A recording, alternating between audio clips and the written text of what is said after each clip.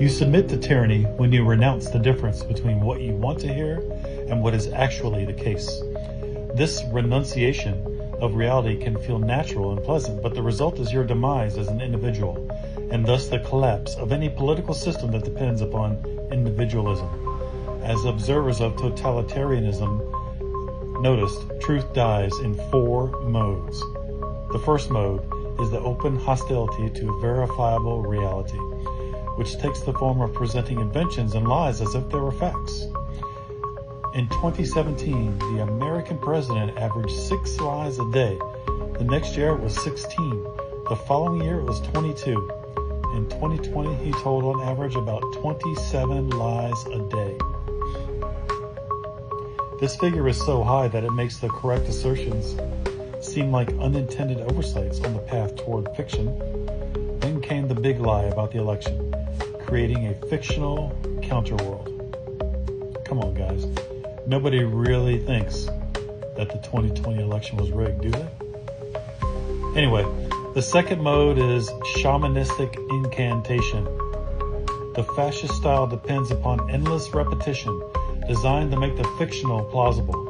The systematic use of nicknames such as Sleepy Joe replaced certain character traits that might more appropriately have been affixed to the president himself.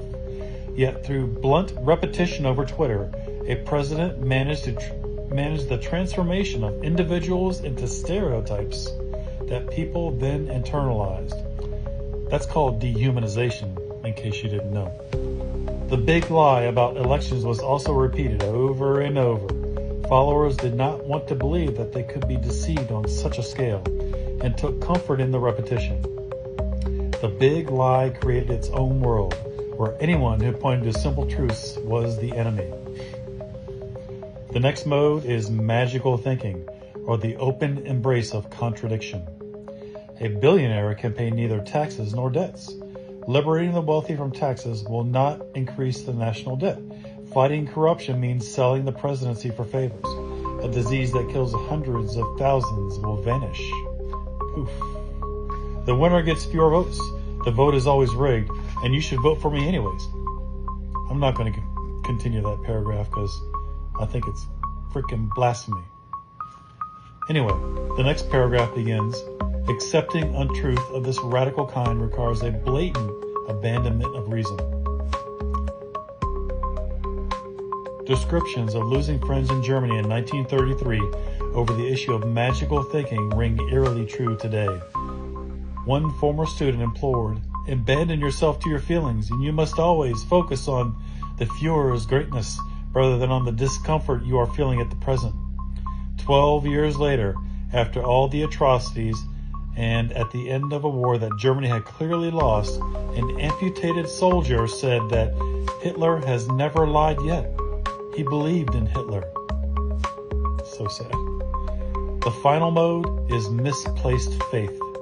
It involves the sort of self-defying claims the president made when he said that I alone can save it, or I am your retribution. Such bullshit. When faith descends from heaven to earth in this way, no room remains for the small truths of our individual discernment and experience.